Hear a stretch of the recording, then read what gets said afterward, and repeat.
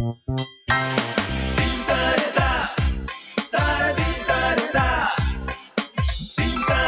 the Couch with Koel. His films may or may not set the box office on fire, but his songs invariably become huge chart busters.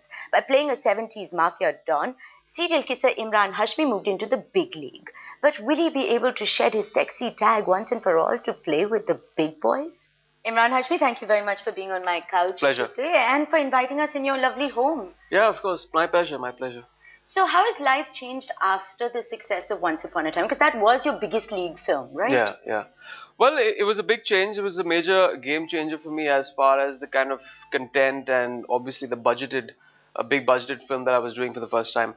Taking the underworld and placing it back in the 60s and 70s was a huge, novelty and a big selling point for the audience and for me to be part of this film. So I'm just glad that the audience loved the film. They did, and you always say that you have a deeper connect with the darker side of life than with the lighter side of life. All your films reflect that as well. Why is that, and what are you connecting with? I don't know. As a kid, I always probably preferred the villain in the film. I don't know. I had this probably a kink in my head when I was a kid. I was like, if the villain's gonna die, the film's gonna end.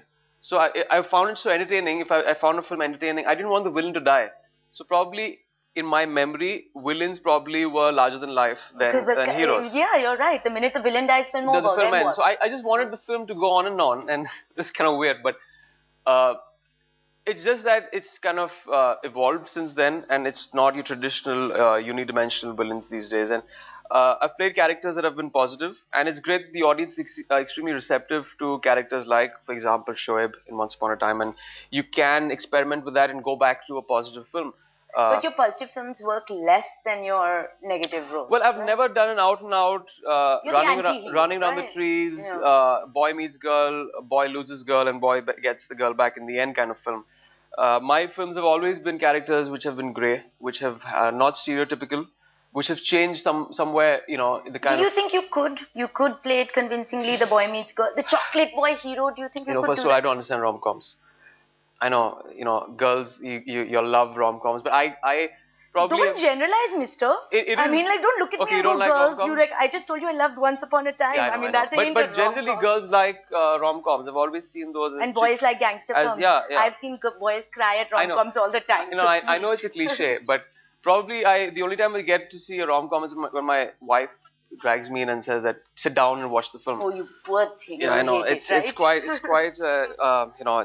a painful experience. But maybe I will. Maybe I'll contradict my statement that not doing rom-coms right now, and probably after 2-3 years I might just go out and do an out-and-out rom-com.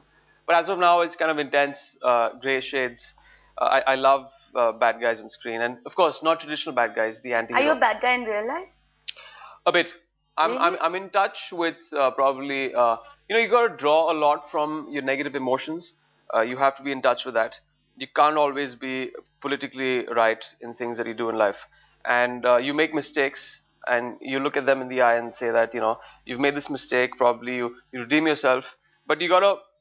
I mean, you have great experiences, you have bad experiences, so you got to hold on to both.